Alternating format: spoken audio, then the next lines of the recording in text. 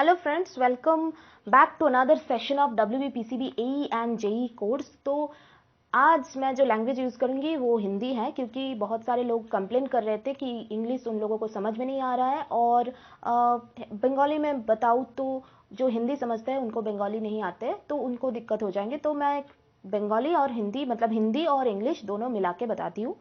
तो इसमें भी अगर आपको ऑब्जेक्शन है तो आप ज़रूर कमेंट करके बताइए। मैं ट्राई करूँगी कि आपकी जो लैंग्वेज है, प्रेफर्ड लैंग्वेज है, उसमें बताने की। ठीक है, तो देखिए आज का जो पहला क्वेश्चन है उसमें चलते हैं, जो है Stefan Boltzmann law is applicable for heat transfer by. So ये स्टीफन बोल्ट्जमैन लॉ जो होता है ना, वो क्या है कि black body radiation, okay, black body radiation जो है उसको लेके ये लॉ है, स्टीफन बोल्ट्जमैन लॉ, जिसमें कहा जाता है कि जो टोटल रेडिएशन जो एक ब्लैक बॉडी से आ रहा है, जैसे कि उसको हम जे से अगर रिप्रेजेंट करें, वो प्रोपोर्शनल है आपका टेम्परेचर, जो एब्सोल्यूट टेम्परेचर है उसके फोर्थ लॉ से। ठीक है, ये सिर्फ टेम्परेचर नहीं है, ये एब्सोल्यूट टेम्परेचर है। जिसको भी पता है आप कमेंट करके बताइए एब्सोल्यूट टेम्परेचर के बारे में, और अगर आपको नहीं भी पता है तो आप कमेंट कीजिए, हम बता देंगे कि एब्सोल्यूट टेम्परेचर क्या है। और जे जो है ना, ये आपका है टोटल रेडिएशन, जो कि आपका कहाँ से आ रहा है, ब्लैक बॉडी से आ रहा है। आपका ब्लैक बॉडी रेडिएशन जो होता है उसका टोटल। ठीक है, तो ये डायरेक्टली प्रोपोर्शनल है, तो यहाँ पे आप कांस्टेंट ऐड करके हम J इक्वल टू E⁴ कह सकते हैं। तो क्वेश्चन क्या पूछा है कि स्टीफन बोल्ट्जमैन लॉ जो है उसमें आपका जो हीट ट्रांसफर है वो आपका रेडिएशन के माध्यम से होता है। ठीक है, तो ऑप्शन सी हो जाएगा आपका correct answer. Next question, the unit of rate of heat transfer. तो हीट ट्रांसफर का जो यूनिट है, जो रेट है, उसको मेजर करने की जो यूनिट है उसे क्या कहा जाता है? तो करेक्ट आंसर है जूल सेकेंड इनवर्स। तो ऑब्वियसली ऑप्शन डी, वॉट भी कहा जाता है इसको, या फिर जूल सेकेंड इनवर्स, जूल्स पर सेकेंड भी कहा जाता है। ठीक है, इसको याद रखना जरूरी है, तो इसको जरूर याद रखिए। Question number 3, thermal conductivity is maximum for which substance. तो इनमें से कौन सा ऐसा सब्सटेंस है जिसका थर्मल कंडक्टिविटी सबसे ज्यादा है? तो देखिए करेक्ट आंसर है आपका ऑप्शन डी, डायमंड, जिसका thermal conductivity around 2300 watts per metre kelvin है। तो इसको याद रखने की कोशिश कीजिए। Next question, compare to hot air cool air is, cool air क्या है, मतलब ठंडा हवा जो होता है वो हॉट एयर के कंपैरिजन में लाइटर है, गुड कंडक्टर है, या फिर ज्यादा स्ट्रांग है, या फिर मोर डेंस।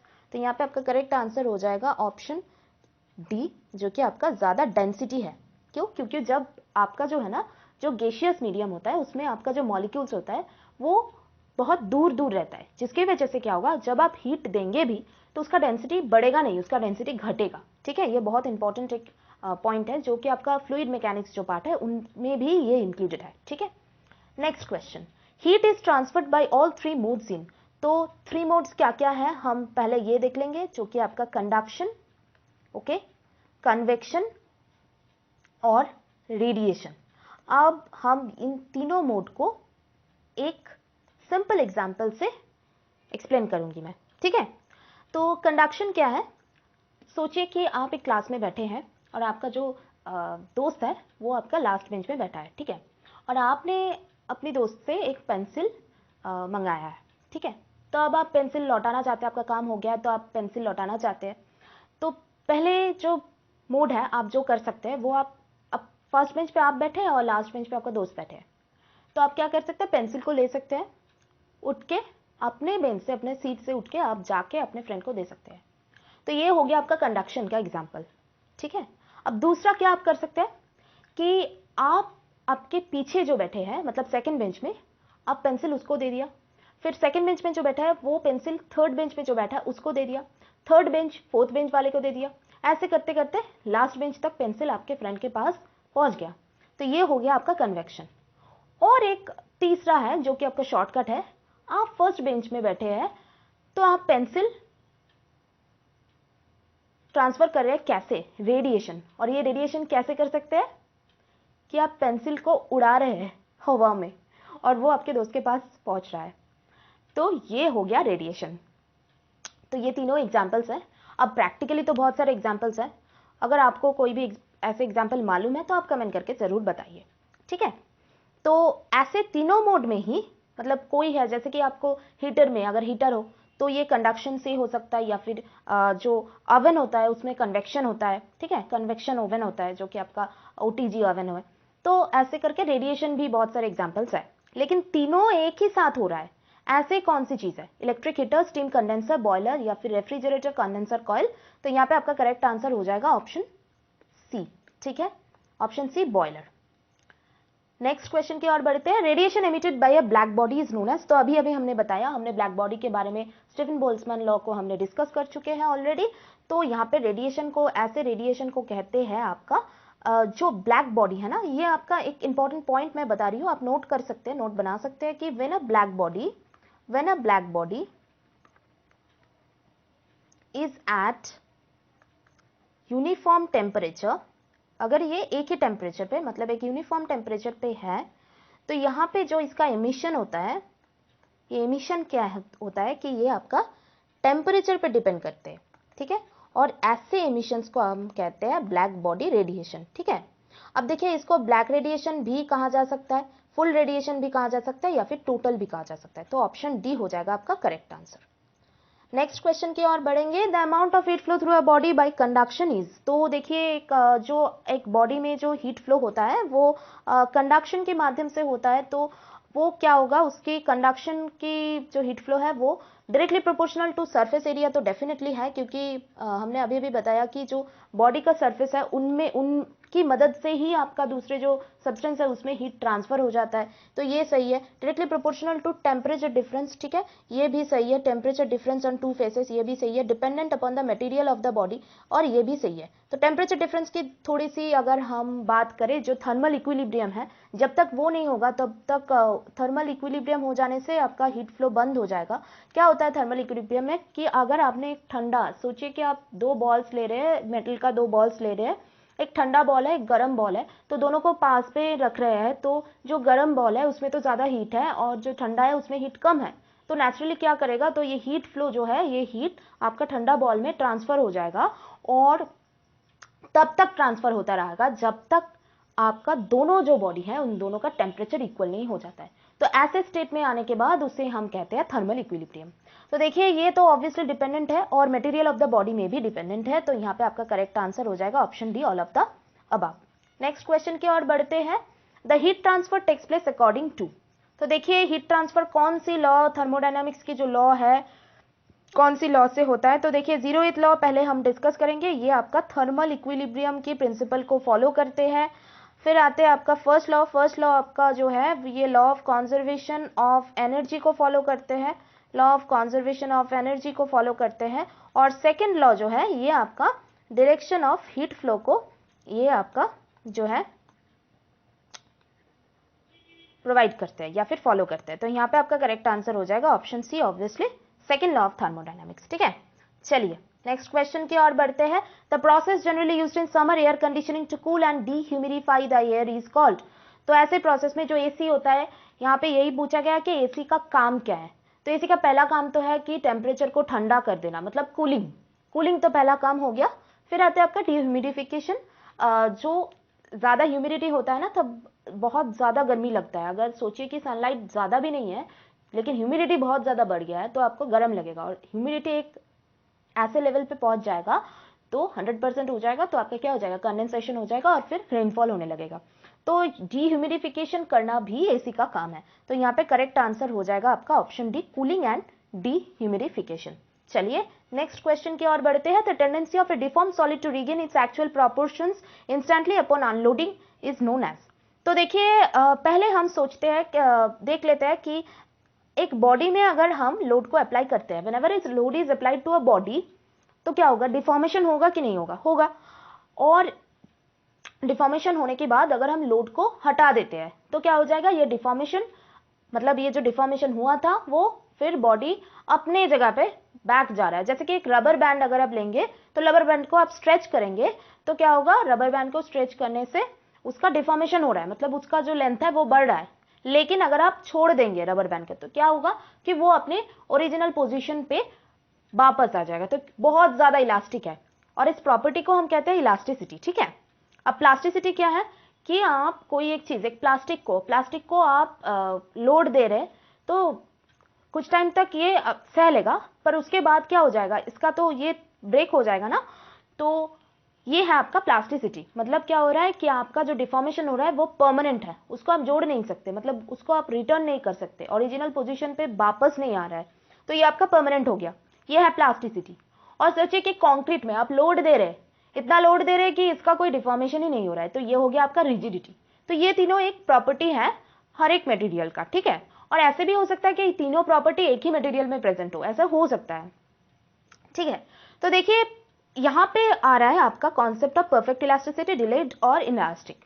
तो देखिए परफेक्ट इलास्टिसिटी में क्या होता है कि यहाँ पे जो परफेक्ट इलास्टिसिटी है इसमें जो चीज हो रही है कि आपका रिकवरी जो होता है, मतलब जो वापस आ रहा है ना अपने पोजीशन से, डिफॉर्मेशन से, वो क्या है, वो कंप्लीट रिकवरी है, मतलब पूरे के पूरे वापस आ रहे हैं अपने पोजीशन पे, और इंस्टेंटेनियस भी है, मतलब इंस्टेंटली भी आ रहा है, मतलब आप लोड को हटा रहे हैं और उसी टाइम पे आ रहा है, कुछ दिन बाद आ रहा है, ऐसे नहीं है। जैसे कि रबर बैंड को आप छोड़ रहे हैं तो वो अपने पोजीशन पे वापस आ रहा है, ठीक है।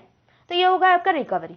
और डिलेड इलास्टिसिटी क्या है कि आपका जो है जो स्टेडी, मतलब एक टाइम ले रहा है, 2-3 दिन ले रहा है, फिर अपने पोजीशन पे वापस आ रहा है, जैसे कि सॉइल के केस में होता है, हमारी जो मिट्टी होती है उसके केस में ऐसा डिलेड रिकवरी होते रहते हैं। तो ये हो गया आपका डिलेड इलास्टिसिटी। और इनलास्टिक क्या होता है कि वो वापस ही नहीं आते, मतलब इनलास्टिक का मतलब है जो डिफॉर्म सॉलिड होता है ना उसकी रिक्यूपरेशन, मतलब अपनी जगह पे वापस आना, तो वो हो जाएगा आपका इनलास्टिक इफेक्ट। और प्लास्टिसिटी तो वापस ही नहीं आते। तो यहाँ पे आपका जो है ना रीगेन इट्स एक्चुअल प्रॉपर्टीज, तो यहाँ पे हो जाएगा obviously perfectly elastic. So option A हो जाएगा आपका correct answer, option A perfectly elastic. Next question की ओर बढ़ते हैं। The ability of materials to develop a characteristics behaviour under repeated loading. तो यहाँ पे एक बात है कि सोचिए कि आप एक लोड अप्लाई कर रहे हैं कॉन्स्टेंटली, मतलब 5 किलो न्यूटन लोड आप किसी बॉडी के ऊपर अप्लाई कर रहे हैं, वो भी कॉन्स्टेंट मेथड में, मतलब कॉन्टिन्यूअसली दे रहे हैं। तो वो उसमें क्या हो जाएगा कि आपका जो बॉडी है वो लोड को सह लेगा या तो बॉडी ब्रेक कर जाएगा, ये अलग बात है। लेकिन फैटिग जो चीज है ना, फैटिग, क्योंकि यहाँ पे आंसर आपका फैटिग है, क्योंकि जो रिपीटेड लोडिंग हो जाएगा, मतलब सोचिए कि आप साइकिल को लेके एक रास्ते से जा रहे हैं, तो आपका जो साइकिल का, मतलब साइकिल जो लोड रास्ते के ऊपर दे रहे हैं या फिर जो रोड है उसके ऊपर जो लोड आपका साइकिल से जा रहा है, वो क्या हो रहा है, वो एक रिपीटेड लोडिंग है, मतलब साइक्लिक है।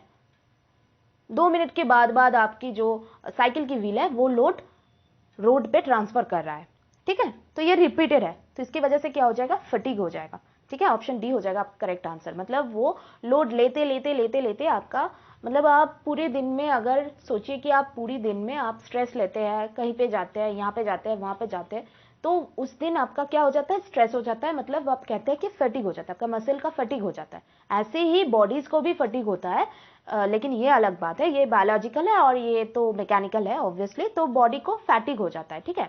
और एक चीज होता है जो कि आपका इंपैक्ट है। तो अगर आप इंपैक्ट लोड देंगे, मतलब अचानक से अगर आप कोई लोड दे रहे हैं, मतलब सोचिए कि 20 किलो न्यूटन लोड आप 1 सेकंड में दे दिया है किसी बॉडी के ऊपर, तो हो जाएगा आपका इंपैक्ट, ठीक है।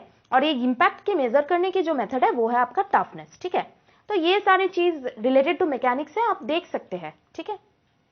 Next question, which term is used to define the temperature at which a substance changes from its status from solid to liquid? अब इसको थोड़ा सा हम समझ लेते हैं, ये नॉलेज आप सबके अंदर है, लेकिन फिर भी हम देख लेते हैं कि क्या है। Temperature at which substance changes from solid state to liquid state, इसको हम कहते हैं मेल्टिंग पॉइंट। कि एक आइस जब गलने लगता है, पानी हो जाता है, आइस गल के पानी हो रहा है, तो जब जिस पॉइंट से गलना शुरू कर रहे हैं उसको हम मेल्टिंग पॉइंट कहते हैं। और अगर टेम्परेचर और सॉलिड और लिक्विड इक्विलिब्रियम में रहना जरूरी है, ठीक है।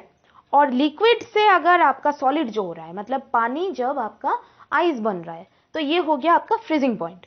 और अगर सोचे कि गैस से लिक्विड हो रहा है, तो ये आपका हो जा रहा है कंडेंसेशन। जैसे कि हमारी जो बारिश होता है, जो क्लाउड्स होते हैं उससे तो बारिश निकलते हैं ना, तो क्या हो रहा है, क्लाउड्स क्या है, गैसियस है, गैसियस से लिक्विड स्टेट में आ रहे हैं, पानी बन के हमारे धरती के ऊपर बरस रहा है, तो ये हो गया आपका कंडेंसेशन, ठीक है। और लिक्विड से अगर गैस होगा तो ये हो जाएगा आपका बॉइलिंग, मतलब पानी को आप जो बॉइलिंग देते हैं, आपको पानी को हीट देंगे तो वो क्या हो जाएगा, वाटर वेपर हो जाएगा। तो ये लिक्विड से गैसियस चेंज पे स्टेट पे चेंज है, ठीक है। तो यहाँ पे आपका क्या बोल रहे हैं कि सॉलिड से लिक्विड, तो ऑब्वियसली आपका मेल्टिंग पॉइंट हो जाएगा, ऑप्शन बी हो जाएगा आपका करेक्ट आंसर। नेक्स्ट क्वेश्चन की ओर बढ़ते हैं। The ability of a body to withstand sudden and severe temperature change. तो देख लेंगे कि ये क्या चीज है। थर्मल शॉक रेजिस्टेंस जो है ना, यहाँ पे करेक्ट आंसर हो जाएगा आपका ऑप्शन है थर्मल शॉक रेजिस्टेंस। और ये थर्मल शॉक रेजिस्टेंस क्या है कि ability of a body to withstand certain and severe temperature change. तो थर्मल रेजिस्टेंस क्या है, हीट फ्लो को रेजिस्ट कर रहा है, मतलब जो आपका हीट फ्लो होगा उसको क्या कर रहा है, रेजिस्ट कर रहा है। थर्मल ट्रांसमिटेंस क्या है कि आपका जो rate of heat transfer 1 square metre के और थ्रू जा रहा था वो टेम्परेचर डिफरेंस से डिवाइड करेंगे तो वो हो जाएगा आपका थर्मल ट्रांसमिटेंस। और थर्मल एडमिटेंस क्या है, एडमिटेंस है आपका जो transmit heat when there is a temperature variation from opposite side, दोनों ऑपोजिट साइड से अगर टेम्परेचर वेरिएशन हो जाएगा तो ये हो जाएगा आपका। चलते हैं हमारे नेक्स्ट क्वेश्चन की ओर। During smelting an additional substance is added which combines with the impurities to form a fusible product known as. तो देखिए पहले ये सब जो फ्यूजिबल प्रोडक्ट या फिर इंप्योरिटी स्मेल्टिंग, इससे पहले हमें जानना है कि मिनरल क्या है, ओर क्या है या फिर एलॉय क्या है। क्योंकि हम मेटलर्जी पार्ट में घुस गए हैं तो हमें ये सब जानकारी लेना बहुत ज़रूरी है और ये सिलेबस में भी दिया हुआ है। तो देखिए ओर जो होता है ना, ये एक नेचुरल फॉर्म है, मतलब जो भी हम मेटल्स एक्सट्रैक्ट करते हैं हमारी नेचुरल प्रोसेस के माध्यम से वो ऐसे ही नहीं आते हैं। जैसे कि आयरन को आप ऐसे आयरन आपको नहीं मिलेगा, आयरन के साथ कुछ ना कुछ इम्प्योरिटी आपका कंबाइंड फॉर्म में मिलेगा, जैसे कि आयरन ऑक्साइड मिलेगा आपको, या फिर कार्बोनेट, अगर हम कैल्शियम को एक्सट्रैक्ट करते हैं तो कैल्शियम कार्बोनेट, ऐसे करके सल्फेट सल्फाइड्स ये सब मिलके रहते हैं। So ore is the natural form of metal in the combined form available in nature. ठीक है। मिनरल क्या है कि out of naturally occurring ores which may be many और the ore from which the metal can finally be extracted economically is called a mineral. तो metal को जो हम एक्सट्रैक्ट कर रहे हैं, जैसे कि आयरन ओर से हम आयरन को एक्सट्रैक्ट कर रहे हैं तो जो मिल रहा है हमें वो हो गया आपका मिनरल। और एलॉय क्या है कि इंडिविजुअल जो मेटल हम यूज कर रहे हैं, जैसे कि आयरन, सोचिए कि आयरन, कॉपर, एल्यूमिनियम, जिंक, जो भी हम इंडिविजुअल मेटल हमें मिल रहा है हम यूज कर रहे हैं, उसके प्रॉपर्टी को सुधारने में या फिर उसकी जो परफॉर्मेंस है उसको सुधारने के लिए हम दोनों मेटल को एक साथ फ्यूज करते हैं, जिसे हम कहते हैं एलॉय। तो देखिए एलॉय के एग्जांपल्स बताइए क्या हो सकता है। जैसे कि आपका हो सकता है एलॉय का एग्जांपल्स ब्रास, जो कि आपका कॉपर और जिंक की एलॉय है। फिर आपका आता है ब्रॉन्ज, जो कि आपका कॉपर और टिन की एलॉय है। दोनों मिलकर एक अच्छा परफॉर्मेंस भी दे रहा है और प्रॉपर्टी का भी सुधार हो रहा है। तो ये हो गया आपका एलॉय। अब आते हैं कि हम मेटल को उसके ओर से एक्सट्रैक्ट कैसे करते हैं, उस प्रोसेसेस के बारे में हम थोड़ा बहुत जानकारी लेंगे। जैसे कि आपका कैल्सिनेशन, तो कैल्सिनेशन में आपका हाई टेम्परेचर तक ओर को हीट किया जाता है, ऑब्वियसली उसकी जो मेटल की जो मेल्टिंग पॉइंट है उससे कम टेम्परेचर, और उससे क्या होता है कि आपका जो ऑक्सीजन है, ऑक्सीजन की सप्लाई को लिमिट किया जाता है, मतलब in absence of air. All right, ताकि आपका जो ऑर्गेनिक मैटर है, मॉइस्चर है, वोलेटाइल इंप्योरिटीज है जैसे कि कार्बन डाइऑक्साइड, सल्फर डाइऑक्साइड, ये सब और से आपका एक्सपील हो जाए। रोस्टिंग में क्या होता है कि हाई टेम्परेचर तक आपका हीट किया जाता है लेकिन in presence of air. Calcination in absence of air, roasting in presence of air. और इसकी वजह से क्या होता है कि मॉइस्चर एस्केप हो जाता है और जो impurities like sulphur, arsenic, phosphorus ये ऑक्सीडाइज हो जाते हैं क्योंकि ऑक्सीजन है अब प्रेजेंट। तो ये हो गया आपका रोस्टिंग और कैल्सिनेशन। अब हमारे क्वेश्चन से रिलेटेड जो बात है वो है आपका स्मेल्टिंग। तो स्मेल्टिंग क्या हो रहा है कि जो reducing the roasted oxide ore and removing the gangue with the help of an appropriate flux added with the ore. तब देखिए फ्लक्स क्या है, फ्लक्स वो चीज है जो ओर में ऐड किया जाता है, एक्सेस ओर में ऐड किया जाता है, और भी सब्सटेंस हम ऐड कर रहे हैं। क्यों ऐड कर रहे हैं? क्योंकि जो भी इंप्योरिटी प्रेजेंट है उसको रिमूव करने के लिए हम फ्लक्स ऐड कर रहे हैं। और गैंग्यू जो है वो आर्थली मेटल्स, मतलब ओर को अभी एक्सट्रैक्ट करके लाया गया है तो उसमें वो आर्थली मटेरियल्स रहेगा, जैसे कि सिलिका, मड, ये सब आपका ओर के साथ एसोसिएटेड रहेगा, तो हम इसे कहते हैं गैंग्यू। और फ्लक्स के साथ जो आपकी ओर की जो इंप्योरिटीज है फ्लक्स के साथ मिलके जो कंपाउंड्स बनाते हैं उसे हम कहते हैं स्लैग। ठीक है, fusible product from when flux reacts with impurities during extraction of metals. तो शायद यही हमारा क्वेश्चन था कि स्मेल्टिंग के टाइम में जो फ्यूजिबल प्रोडक्ट जो बनता है end of the whole process में, तो वो हो जाएगा आपका option, correct answer option A, जो कि है आपका स्लैग। ठीक है, option A is the correct answer. Next question की ओर बढ़ेंगे।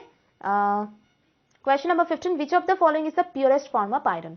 तो देखिए आयरन का जो फॉर्म्स होते हैं वो आयरन के साथ आपका रहता है आपका कार्बन। तो देखिए सबसे प्योरेस्ट जो फॉर्म है वो आपका हो गया रॉट आयरन। और ये कार्बन का काम क्या है? कार्बन का काम है आपको आयरन का ब्रिटलनेस ऐड करना। हम ये क्वेश्चन WBPSC प्रीवियस ईयर में पेपर्स में बहुत सारे बार डिस्कस कर चुके हैं, फिर भी मैं बता रही हूँ क्योंकि ये WBPCB AE और JEE का कोर्स है और आप लोग इंटर डिपार्टमेंटल लोग हैं, मतलब और भी डिपार्टमेंट से हैं और सबके लिए ये सुविधा हो, इसकी वजह से हम जो आयरन की जो कार्बन की जो कंटेंट है वो हम डिस्कस कर रहे हैं कि प्योरेस्ट फॉर्म में जो आयरन आता है वो आपका हो गया रॉट आयरन। और इसमें क्या होता है, सबसे कम आपका कार्बन कंटेंट जो रहता है वो सबसे कम आपका रहता है, जो कि आपका रॉट आयरन में लेस देन 0.15% तक रहता है।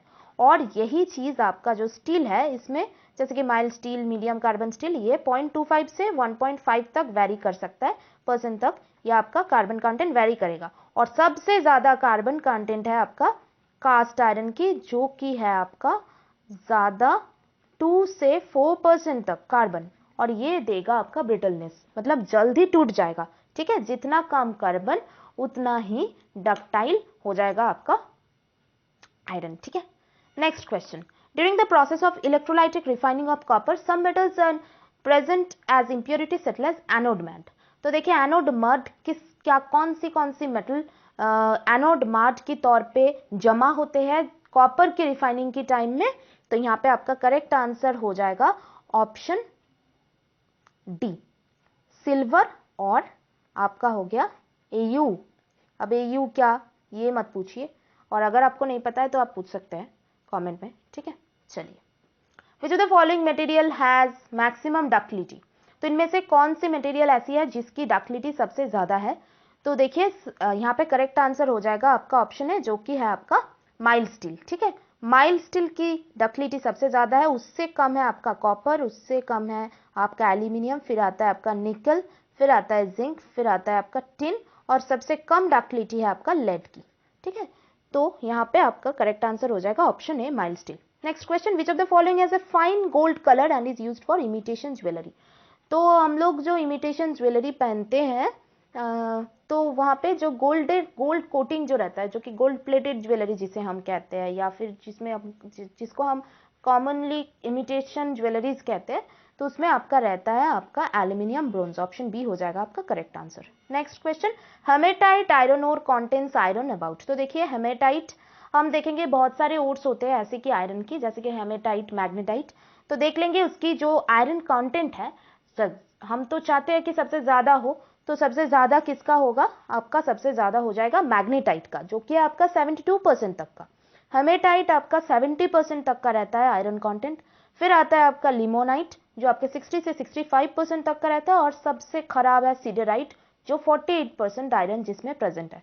तो यहाँ पे करेक्ट आंसर कौन सा हो जाएगा, option D, 70% hematite. Okay, next question की ओर बढ़ते हैं, crystal structure of material is generally examined by. तो देखिए बात हम फिजिकल प्रॉपर्टीज की कर रहे हैं, ये सही है, लेकिन क्रिस्टल स्ट्रक्चर्स में भी बहुत सारे चेंजेस आते हैं जिसकी वजह से आपका मटेरियल्स की चेंज आ सकता है। तो यहाँ पे क्रिस्टल स्ट्रक्चर किस चीज से एग्जामिन किया जाता है, तो ये हो जाएगा आपका एक्सरे टेक्निक, या फिर और कॉमनली अगर हम बोले तो एक्सरे क्रिस्टलोग्राफी। ठीक है, करेक्ट आंसर हो जाएगा आपका ऑप्शन डी। नेक्स्ट क्वेश्चन की ओर बढ़ेंगे हम, क्वेश्चन नंबर 21 की ओर, the fuel used in blast furnace. तो देखिए ब्लास्ट फर्नेस में जो भी फ्यूल यूज होता है वो क्या है, आपका कोक है। ठीक है, ऑप्शन बी हो जाएगा आपका करेक्ट आंसर, जो आपका कोक है। Next question, the process in which carbon and nitrogen both are absorbed by metal surface to get it hardened. तो ये प्रोसेस जिसमें आपका कार्बन नाइट्रोजन दोनों एब्सॉर्ब हो जाता है और हार्डनेस बढ़ जाता है, ऐसे प्रोसेस को हम कहते हैं साइनाइडिंग। ऑप्शन बी हो जाएगा आपका करेक्ट आंसर। नेक्स्ट क्वेश्चन, हम नेक्स्ट क्वेश्चन की ओर बढ़ेंगे, the slag from the blast furnace is used as a ballast for rail road. तो देखिए स्लैग जो हम लेते हैं, स्लैग जो है सिर्फ बैलेस्ट क्यों, हम तो ये आजकल तो PSC पोर्टलैंड स्लैग सीमेंट में भी यूज हो रहा है, और बहुत सारे फिलिंग करने में भी बहुत सारे बार ये स्लैग यूज हो जाता है फिलिंग करने में, लेकिन फ्लाई ऐश ज्यादा यूज होता है, तो स्लैग ठीक है। तो ये ब्लास्ट फर्नेस से जो है ये आपका रेल रोड बनाने में आपका बैलेस्ट के तौर पे यूज होता है, हाँ ये करेक्ट है। फिर आपका ये टार में मिक्स हो जाता है रोड मेकिंग के लिए, और ये कैल्शियम एल्यूमिनियम है क्या, ये स्लैग, ये कैल्शियम एल्यूमिनियम और फेरस सिलिकेट्स तीनों की मिश्रण से बनता है। ठीक है, तो ऑप्शन डी हो जाएगा आपका correct answer, all of the above. Next question, the main alloying elements high speed steel in order of increasing proportion are. तो यहाँ पे सबसे जो alloying elements जिसमें हाई स्टील स्पीड में आपका रहता है उसका प्रोपोर्शन इंक्रीजिंग प्रोपोर्शन कितना कितना इंक्रीजिंग प्रोपोर्शन देख लेते हैं। वनाडियम जो है वो सबसे कम रहता है जो कि आपका 1% तक रहता है, फिर क्रोमियम आपका 4% रहता है और टंगस्टन आपका 18%। अब तीनों का फंक्शन देखिए कि जो वेनाडियम रहता है वो आपका ऑस्टेनाइट जो फॉर्मेशन को प्रिवेंट करते हैं हाई टेम्परेचर तक के लिए, और क्रोमियम जो है वो प्रोवाइड करता है आपको एंटी कोरोसिव प्रॉपर्टी, और टंगस्टन का काम है कि हाई टेम्परेचर में स्ट्रेंथ को मेंटेन करके रखने का। ठीक है, तो सबसे कम है वैनेडियम, उसके बाद क्रोमियम, फिर एंड में आता है आपका टंगस्टन। तो यहाँ पे करेक्ट आंसर हो जाएगा आपका option A, vanadium, chromium, tungsten, increasing order है। ठीक है, next question, for the pipe fitting like elbow, T, union etcetera, which of the following is preferred. Pipe fittings के लिए कौन सी टाइप की आयरन यूज होता है, रादर स्टील या फिर आयरन। यहाँ पर करेक्ट आंसर देख लीजिए, मैलिएबल आयरन, ऑप्शन बी हो जाएगा आपका करेक्ट आंसर, मैलिएबल आयरन। अब देखिए मैलिएबल आयरन जो है स्मॉल कास्टिंग्स जो कि गुड टेंसाइल स्ट्रेंथ और flex, ability to flex without breaking, ductility को ब्रेक ना करते हुए फ्लेक्स करना। ठीक है, और ये electrical fittings, hand tools, pipe fittings, washers, brackets, fence fittings, power line hardware, farm equipment, mining hardware और मशीन पार्ट्स सबके लिए यूज होता है। ठीक है, तो ये हो गया आपका malleable iron. Next question, a cycle consisting of one constant pressure, one constant volume and two isentropic process is known as. तो देखिए बहुत इंपॉर्टेंट चीज है, जो आपका तीनों क्या है, कार्नोट, स्टर्लिंग, ऑट्टो। तो देखिए कार्नोट साइकिल जो है इसमें two isothermal, two reversible adiabatic process. ठीक है, स्टर्लिंग साइकिल में आपका two isothermal, two constant volume process, और ऑटो साइकिल में आपका होता है two constant volume, two isentropic process. ठीक है, अब एडियाबैटिक क्या है, आइसेंट्रोपिक क्या है, ये हम बता रहे हैं, लेकिन जो यहाँ पे करेक्ट आंसर हो जाएगा वो आपका हो जाएगा ऑप्शन डी, डीजल साइकिल आपका करेक्ट आंसर हो जाएगा। और डीजल साइकिल में क्या होता है कि एक कांस्टेंट वॉल्यूम वाला साइकिल है, एक कांस्टेंट प्रेशर रहता है और दो आइसेंट्रोपिक प्रोसेस रहता है। ठीक है, बाकी सब आप देख सकते हैं, Carnot cycle, Stirling cycle, Otto cycle, तो आप नोट भी बना सकते हैं। तो देख लेते हैं कि एडियाबैटिक क्या है। एडियाबैटिक में जो चीज आपका कांस्टेंट रहता है वो आपका है हीट एनर्जी, ये कांस्टेंट रह जाता है। आइसेंथैल्पिक में आपका एंथैल्पी कांस्टेंट रहता है, हाँ बताती हूँ, एंथैल्पी, एंट्रोपी सब बता दूंगी मैं। Isentropic, entropy, equilibrium, heat energy. Isobaric में आपका प्रेशर कांस्टेंट रहता है, बार जहां पे भी आप देखेंगे क्योंकि बार प्रेशर का भी यूनिट भी होता है, तो ऐसे करके आप याद रख सकते हैं।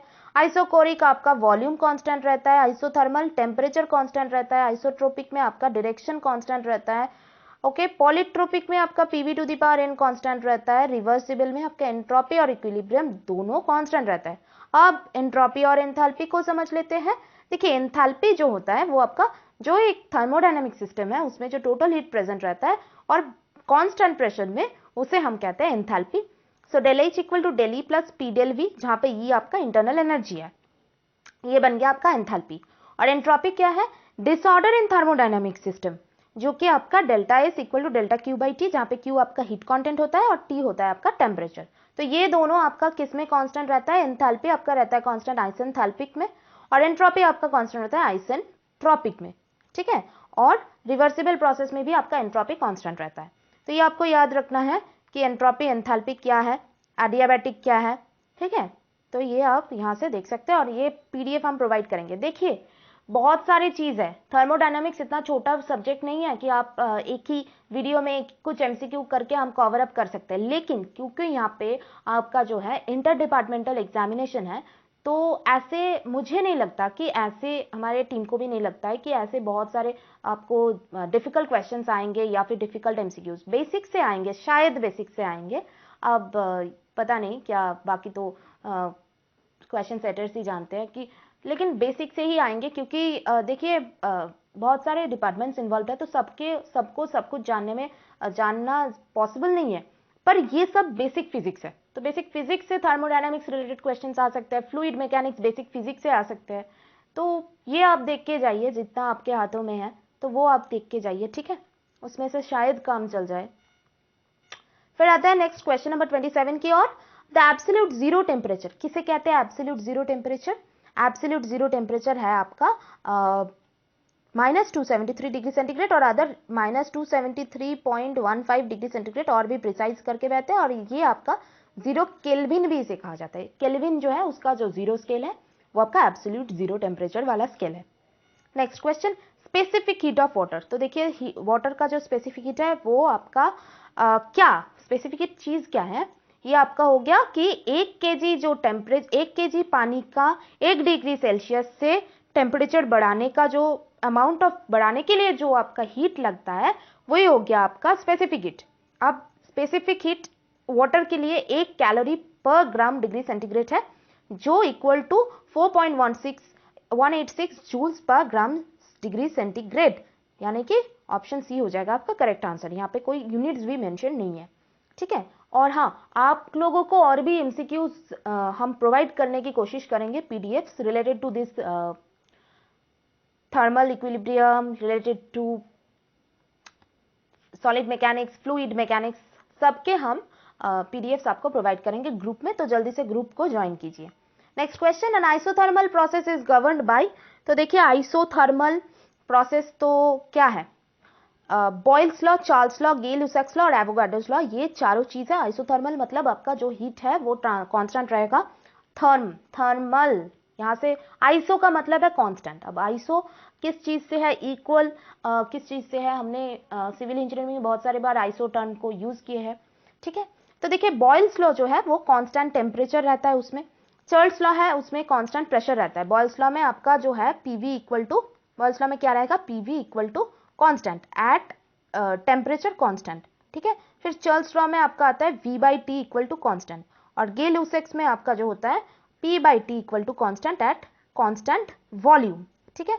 और जो दोनों गैस के जो universal gas constant, Avogadro's law, तो वहां से हमको मिलते हैं कि यूनिवर्सल गैस कांस्टेंट, दो गैस जो डायरेक्टली प्रोपोर्शनल है मॉलिक्यूलर वेट्स की, अपनी मॉलिक्यूलर वेट्स की, वो आपका हो गया एवोगाड्रोस लॉ, ठीक है। तो ये सबको याद रखिए। और यहाँ पे आइसोथर्मल प्रोसेस आपका जो है ये बॉयल्स लॉ से, क्योंकि टेम्परेचर आइसोथर्म मतलब टेम्परेचर कांस्टेंट रहेगा, हीट कांस्टेंट रहेगा, बॉयल्स लॉ से गवर्न होता है। 30 question number 30, kelvin planks law. तो देखिए केल्विन प्लैंक्स लॉ क्या है, ये आपका सेकंड लॉ ऑफ थर्मोडायनामिक्स जो हमने पहले भी डिस्कस किए हैं कि ये it is impossible to devise a cyclically operating device, sole effect of which is to absorb energy in the form of heat from a single thermal reservoir and to deliver an equivalent amount of work, ठीक है। तो यहाँ पे बोल रहे हैं कि एक हीट इंजन 100% थर्मल एफिशिएंसी वाला हीट इंजन कोई भी बनाना पॉसिबल नहीं है। तो ये जो है केल्विन प्लैंक्स कांस्टेंट, ये आपका law of conservation of work से डील करते हैं। ऑप्शन ए हो जाएगा आपका correct answer, sorry option C हो जाएगा आपका correct answer, conservation of heat into work, option C, option A नहीं, ऑप्शन सी हो जाएगा आपका correct answer, conservation of heat into, conversion of heat into work. और ये पॉसिबल नहीं है कि एक हीट इंजन बनाए जिसका आपका एफिशिएंसी 100% हो, ठीक है। तो यहाँ पे आपका ऑप्शन सी हो जाएगा correct answer. Next question, the pressure in a liquid at which given depth below the surface. अब हम आगे बढ़े हैं हमारे फ्लूइड मैकेनिक्स की ओर। तो बेसिक कुछ पोर्शंस हम पढ़ेंगे, और अगर आपको इससे भी ज़्यादा लेवल चाहिए तो आप ग्रुप में आपको पीडीएफ मिल जाएगा, वहाँ से आप देख सकते हैं, ठीक है। वहाँ पे बुक भी दिया हुआ है तो वहाँ से आप चेक कर सकते हैं, ठीक है। Pressure in a liquid at A given depth below the surface, ये आपका क्या है, ये आपका हो गया पास्कल्स लॉ, ठीक है। एक पर्टिकुलर डेप्थ में आपका जो है प्रेशर जो है ये आपका एक्स डायरेक्शन में जितना है वाई डायरेक्शन में भी उतना है, जेड डायरेक्शन, कोई भी डायरेक्शन में प्रेशर हर वक्त सेम रहता है। तो ऑप्शन ए हो जाएगा आपका करेक्ट आंसर, और ये डिफाइन करते हैं by the means of pascal law, ठीक है। फिर आते हैं pressure at any point of a liquid increases with. तो कोई भी पॉइंट में, तो ये आपका गवर्न होता है, एक लॉ है जिसका नाम है हाइड्रोस्टैटिक लॉ, ये सबको पता होगा। हाइड्रोस्टैटिक लॉ जो है आपका P equal to rho G H, ठीक है, जहाँ पे रो आपका डेंसिटी है, जी आपका एक्सेलरेशन ड्यू टू ग्रेविटी है, और एच है आपका हाइट, ठीक है। तो देखिए डेंसिटी पे तो डिपेंड कर रहा है, एक्सेलरेशन पे भी डिपेंड कर रहा है, डेप्थ ऑफ पॉइंट पे भी डिपेंड कर रहा है, ऑप्शन डी हो जाएगा आपका करेक्ट आंसर, और इसको हम हाइड्रोस्टैटिक लॉ कहते हैं। डेंसिटी ऑफ वाटर इज, बहुत इंपॉर्टेंट एक क्वेश्चन है, डेंसिटी ऑफ वाटर किस में मैक्सिमम हो जाता है? सिर्फ पानी के लिए होता है, ऐसे और कोई लिक्विड नहीं है, पानी ही सिर्फ है एक। डेंसिटी आपका मैक्सिमम हो जाता है 4 डिग्री सेंटीग्रेड, और इसको इसकी वजह से इसे नाम दिया गया है एनोमलस एक्सपेंशन ऑफ वाटर। और ये होता है जिसकी वजह से जो भी एक्वाटिक लाइफ है वो जीवित रहता है। जो भी कोल्डर कंट्रीज में क्या होता है कि बर्फ जो होता है, पानी के ऊपर वाला जो परत रहता है, लेयर रहता है, वो बर्फ हो जाता है, लेकिन नीचे वाला जो लेयर है, क्योंकि इसका डेंसिटी 4 डिग्री सेंटीग्रेड पे मैक्सिमम है, तो नीचे वाला जो लेयर्स है वो आपका पानी ही रहता है, और इसकी वजह से एक्वाटिक लाइफ है, एक्वाटिक एनिमल्स जो भी है वो जीवित रहता है। अगर पूरे के पूरा पानी आइस बन जाता तो वो सब तो मर जाते हैं, लेकिन एक्वाटिक लाइफ जो रहता है वो जीवित रहता है, वो जीवित रह सकता है और वो सस्टेन कर सकता है अपने लाइफ को, क्योंकि जो एनोमलस एक्सपेंशन ऑफ वाटर की वजह से। ठीक है, नेक्स्ट क्वेश्चन की ओर बढ़ेंगे। A block of ice floating in a glass containing water, so when the ice melts completely the level of water in the glass. देखिए एक ग्लास आपने ली है, पानी भरती पानी है जिसमें पानी है, और उसमें आपने एक आइस का क्यूब डाल दिया है। तो अब जब आइस मेल्ट हो जाएगा तो क्या हो जाएगा, लेवल ऑफ वाटर की क्या हाल होगा? तो देखिए ये क्वेश्चन आपका आर्किमिडीज प्रिंसिपल पे बेस्ड है। आर्किमिडीज प्रिंसिपल जो कहता है कि, आर्किमिडीज प्रिंसिपल क्या कहते हैं कि जो भी वॉल्यूम ऑफ डिस्प्लेस्ड लिक्विड जो भी है, ठीक है, ये फ्लोटेशन वाला प्रॉब्लम है, तो जो भी आपका वॉल्यूम ऑफ डिस्प्लेस्ड लिक्विड होगा, मतलब अगर आप एक सोचिए कि कोई एक जगह है जहाँ पे आपका पानी है और यहाँ पे आप कोई भी ब्लॉक्स रख रहे हैं, तो यहाँ पे जो वॉल्यूम ऑफ डिस्प्लेस्ड लिक्विड जो भी रहेगा, ठीक है, वो क्या हो जाएगा, वो सेम रहेगा। मतलब जो वॉल्यूम ऑफ डिस्प्लेस्ड लिक्विड होगा और जो उसका जितने भी पोर्शन उसका समर्ज रह रहा है उस वॉल्यूम से आपका इक्वल बन जाएगा। यही तो है ना आर्किमिडीज प्रिंसिपल, तो ये क्या हो जाएगा, ये सेम रहेगा। ठीक है, ऑप्शन सी हो जाएगा आपका करेक्ट आंसर। नेक्स्ट क्वेश्चन की ओर बढ़ते हैं। Insects can move on the surface of water without sinking due to. हाँ, इंसेक्ट्स क्यों मूव कर सकते हैं? Due to surface tension of water. Surface tension की वजह से कोई भी इंसेक्ट मूव कर सकता है। और इस सरफेस टेंशन क्या चीज है, इसकी वजह से ये केरोसिन, जो आपके जो केरोसिन लैंप है उसमें क्या होता है, केरोसिन नीचे से ऊपर आते हैं ना, कैसे आते हैं, नीचे से ऊपर आते हैं तभी ना जलते हैं लैंप, तभी ना हमको वो लाइट मिलता है। तो ये केरोसिन लैंप जो है ये भी सरफेस टेंशन की प्रिंसिपल पे ही काम करते हैं। ऐसे करके आपका जो बॉल पेन है, जो फाउंटेन पेन या फिर बॉल पेन जो भी है, तो ये बॉल पेन में क्या होता है कि आपका जो बॉल पेन है उसमें आपका जो इंक है वो ऊपर तक रेज होता है। इसकी वजह से ही रेज होता है कि सरफेस टेंशन उस पर काम करता है। ठीक है, तो ऑप्शन बी हो जाएगा आपका correct answer. Next question, Bernoulli's theorem is based on the law of conservation. तो देखिए बर्नौलीज थ्योरम क्या है, हम थोड़ा सा बर्नौलीज थ्योरम को डिस्कस करेंगे। ठीक है, देखिए यहाँ पे एक पाइप है, सोचिए एक पाइप है, तो यहाँ पे पानी जा रहा है, तो हमने क्या कहा कि Bernoulli's theorem energy, conservation of energy को मानते हैं। दोनों चीज हम बताएंगे, बर्नौलीज थ्योरम और एक आपका कंटिन्यूटी इक्वेशन, क्योंकि ये फ्लूइड से बहुत अंतर से रिलेटेड है। तो देखिए बर्नौलीज थ्योरम में क्या हो रहा है, P by rho G plus V square by 2g plus Z equal to आपका रहता है कांस्टेंट, जहाँ पे आपका P by rho G pressure है, तो ये आपका प्रेशर पर यूनिट वेट है, प्रेशर हेड भी कहा जाता है इसे। वी स्क्वायर बाई 2g को आपका कहा जाता है वेलोसिटी हेड या फिर वेलोसिटी पर यूनिट वेट या फिर जो आपका काइनेटिक एनर्जी पर यूनिट वेट। और z जो है ये आपका बन गया डेटम हेड। ठीक है, ये है आपका डेटम हेड। तो पहला जो टर्म है वो आपका पोटेंशियल एनर्जी को रिप्रेजेंट कर रहा है, दूसरा टर्म आपका काइनेटिक एनर्जी को रिप्रेजेंट कर रहा है, और तीसरा जो है वो आपका डेटम एनर्जी को रिप्रेजेंट कर रहा है, और ये तीनों हो जाएगा आपका कांस्टेंट। यही है आपका बर्नौलीज थ्योरम। ठीक है, और ये आइडियल फ्लूइड्स के लिए वैलिड है, लेकिन जब आपका कोई भी पाइप से फ्लो होता है पानी तो यहाँ पे आपका लॉसेस हो जाता है, तो ये वैलिड नहीं रहता है। लेकिन तो हम इससे कह सकते हैं कि यहाँ पे लॉस भी इंक्लूड करना जरूरी है, लेकिन बर्नौलीज थ्योरम में आइडियल कंडीशन में ऐसे करके ये दिया था। तो यहाँ पे टोटल एनर्जी जो रहता है ये हर वक्त क्या रहता है, कांस्टेंट रहता है। तो यहाँ पे करेक्ट आंसर हो जाएगा आपका option A, law of conservation of energy. अब बात करते हैं law of conservation of mass की। अगर मास की बात करें तो ये आपका कंटिन्यूटी इक्वेशन से रिलेटेड है, ये आपको याद रखना है, कंटिन्यूटी इक्वेशन। ये दोनों इक्वेशन आप थोड़ा सा याद रखिए। ठीक है, चलिए, temperature rises the coefficient of viscosity of liquid, इसको हम थोड़ा बारीकी से समझेंगे। ठीक है, विस्कोसिटी चीज है क्या, तो देखिए विस्कोसिटी जो है ना वो आपका रेजिस्टेंस टू, विस्कोसिटी क्या है, रेजिस्टेंस टू फ्लो है, रेजिस्टेंस टू फ्लो है, मतलब पानी का विस्कोसिटी जो है वो क्या है, कम है, लेकिन मरकरी का, सोचिए कि आप मरकरी का अगर हम लेंगे तो उसका विस्कोसिटी बहुत ज्यादा है। अब बात करेंगे लिक्विड और गैस, तो फ्लूइड की बात कर रहे हैं तो लिक्विड और गैस दोनों की तो बात करना पड़ेगा। लिक्विड में क्या होता है कि आपका जो मॉलिक्यूल्स रहता है उसका जो गैप रहता है वो गैसेस के मॉलिक्यूल से कम गैप रहता है, ठीक है, लिक्विड और गैस तो कम रहता है। तो यहाँ पे लिक्विड में क्या होता है, आपका जो है कोहेशन फोर्स, कोहेसिव फोर्स कह के एक फोर्स होता है जहाँ पे आपका क्या है, force of attraction between molecules of same medium. तो देखिए जैसे कि पानी, एक ग्लास में एक पानी है तो पानी के मॉलिक्यूल्स में जो फोर्स आ गया वो आपका हो जाएगा कोहेसिव फोर्स, और पानी और ग्लास के मॉलिक्यूल्स में जो फोर्स ऑफ अट्रैक्शन है वो हो जाएगा आपका एडेसिव फोर्स। जैसे कि हम एडेसिव कहते हैं जिसे हम एक पेपर से दूसरे पेपर को चिपकाते हैं तो हम एडेसिव यूज करते हैं क्योंकि वहां पे फोर्स ऑफ अट्रैक्शन बहुत कम है, कोहेसिव फोर्स बहुत ही ज्यादा है। तो ऐसे करके लिक्विड में कोहेसिव फोर्स क्या है, ये आपका मॉलिक्यूलर मोमेंटम ट्रांसफर से कई गुना ज्यादा है। तो यहाँ पे क्या होता है कि कोहेसिव फोर्स की वजह से विस्कोसिटी, जब भी हम टेम्परेचर को बढ़ाएंगे तो विस्कोसिटी डिक्रीज करेंगे, तो यहाँ पे विस्कोसिटी टेम्परेचर से इनवर्सली प्रोपोर्शनल है।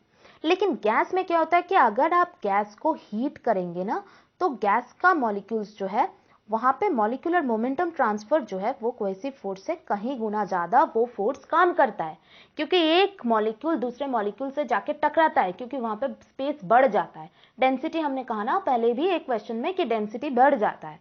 तो मॉलिक्यूलर मोमेंटम ट्रांसफर जो है कोहेसिव फोर्स से कहीं गुना ज्यादा है। तो यहाँ पे क्या हो रहा है कि आप विस्कोसिटी, आप जितना टेम्परेचर आप बढ़ा रहे हैं उतना विस्कोसिटी आपका बढ़ेगा, ठीक है, उतना विस्कोसिटी इंक्रीज करेगा, ठीक है। तो ये हो गया आपका गैस का केस में।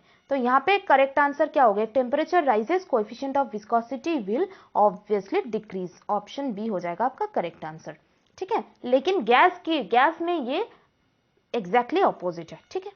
Next question, a liquid drop tends to assume a spherical shape because of, क्यों होता है, क्यों होता है स्पेरिकल शेप एक लिक्विड ड्रॉप का। अब एक बबल को लीजिए उसका भी स्पेरिकल शेप होता है, या फिर कोई भी पानी का ड्रॉपलेट ले लीजिए वो स्पेरिकल शेप ही क्यों होता है, क्योंकि सरफेस टेंशन की वजह से। काम क्या है इसका कि आपका जो पानी का जो ड्रॉपलेट है, मॉलिक्यूल्स है, वो वही काम करेगा जहां पे सरफेस एरिया सबसे कम है, मिनिमम सरफेस एरिया की बात होंगे। तो मिनिमम सरफेस एरिया मतलब सरफेस टेंशन की बात होंगे, ठीक है। तो ऑप्शन ए हो जाएगा आपका correct answer. Next question, question number 39, the phenomenon occurring in an open channel when a rapidly flowing stream abruptly changes to a slowly flowing stream causes a distinct rise in the liquid surface। तो बात कर रहे हैं हम hydraulic jump की, option B हो जाएगा आपका करेक्ट आंसर। ऊपर से कोई भी सुपर क्रिटिकल फ्लो हो रहा है, अब क्रिटिकल सुपर क्रिटिकल फ्लो मतलब है आपका सुपर क्रिटिकल फ्लो हो रहा है, वहां से सब क्रिटिकल फ्लो पे जा रहा है, तो ये हो जाएगा आपका सॉरी ऑपोजिट हो रहा है, तो ये हो जाएगा आपका सब क्रिटिकल से सुपर क्रिटिकल फ्लो जा रहा है, तो ये हो जाएगा आपका हाइड्रोलिक जंप। जैसे कि फिगर अगर हम ड्रॉ करें तो ऐसे बन जाएगा फिगर, ठीक है, ऐसे कुछ टाइप का फिगर बन जाएगा, ये हो जाएगा आपका हाइड्रोलिक जंप। रिलेटेड है आपका फ्रॉड नंबर से, हमने जो बुक्स ग्रुप में प्रोवाइडेड किया गया है वहां से आप देख सकते हैं, ठीक है।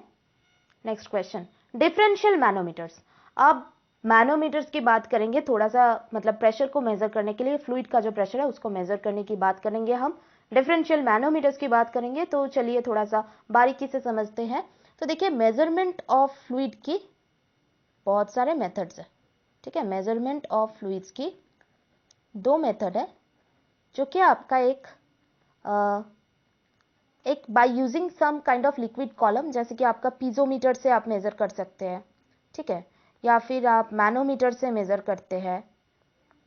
मैनोमीटर्स भी बहुत सारे टाइप्स का होता है, जो आपका एक यूट्यूब होता है, एक डिफरेंशियल होता है, डिफरेंशियल में एक यूट्यूब हो सकता है, या फिर आपका इन्वर्टेड यूट्यूब भी हो सकता है, इन्वर्टेड मतलब उल्टा भी हो सकता है, या फिर आप ऐसे इंक्लाइंड भी हो सकता है आपका यूट्यूब, इंक्लाइंड मैनोमीटर भी हो सकता है, या फिर मैकेनिकल कुछ डिवाइस होता है जहाँ पे एक आपका गेज रहता है, मैकेनिकल डिवाइस से भी आपका फ्लूइड मेजरमेंट किया जा सकता है, ठीक है। जैसे कि आपका प्रेशर गेज करके जो चीज़ें होती है, जैसे कि आपका बोर्डॉन्स ट्यूब प्रेशर गेज, ठीक है, या फिर जो भी बाकी गेजेस है, तो वो आपका प्रोवाइड किया हुआ है, ये वाला फिगर आपका प्रोवाइड किया हुआ है हमारे जो फेसबुक ग्रुप है वहाँ पे प्रोवाइड किया है, तो वहाँ पे आप ज्वाइन करके देख सकते हैं। या फिर आप एक काम कर सकते हैं, हम फोटो टेलीग्राम ग्रुप पे शेयर करेंगे, वहाँ से भी आप देख सकते हैं। तो देखिए हमने पूरे के पूरे जो बेसिक इंजीनियरिंग प्रिंसिपल्स है उसके एकदम बिल्कुल बेसिक पार्ट्स को हमने कवर अप कर दिया है। जैसे फ्लूइड मैकेनिक्स या फिर आप heat mass transfer, thermodynamics, metallurgy, बहुत बड़े बड़े सब्जेक्ट्स हैं, लेकिन हम उस सब्जेक्ट से कुछ चीज़ों को जो इम्पोर्टेंट है एग्जाम पॉइंट ऑफ व्यू से उसको हमने डिस्कस की है। और आज हम लैंग्वेज भी चेंज कर दी है आप लोगों की रिक्वेस्ट से। तो आप ऑब्वियसली कमेंट करके बताइए कि आपका ये लैंग्वेज आपके लिए सुइटेबल है कि नहीं। और बहुत सारे लोग और एक चीज़ को कंप्लेन कर रहे थे कि साउंड क्वालिटी जो है वो बहुत ही ख़राब हो रहा था, क्योंकि जो हम माइक यूज़ करते थे वो हम जो जब हम डेस्कटॉप पे यूज़ करते थे वहाँ पे जो फ़ैन का आवाज़ है वो बहुत ज़्यादा आता था। तो हमने क्या किया, हमने कहीं और से हमने रिकॉर्ड करने की कोशिश की है। तो अगर आपकी ये कोशिश, हमारी ये छोटी सी कोशिश अगर आपको पसंद आई हो तो आप कमेंट करके बताइए। और अगर आपको ना भी पसंद आई हो तो कहाँ पे आपका शिकायत हो रहा है वो भी आप कमेंट करके बताएंगे, हम उसको भी इम्प्रूव करने की कोशिश करेंगे, क्योंकि वीडियोस आपके लिए है, पूरे आपके ओरिएंटेड आपकी बातों से वीडियोस चलेंगे। और आप जैसे जो भी सुविधा आपको लेना है वो आप कमेंट करके ज़रूर बताइएगा, ठीक है। तो हम उसको कोशिश करेंगे कि आपके हिसाब से करने की, ठीक है। चलिए, थैंक यू। और सब्सक्राइब करना ना भूलें और पास के बेल आइकन को भी प्रेस करें ताकि जो अगला वीडियो आएंगे वो सबसे पहले आपके पास पहुंच सके।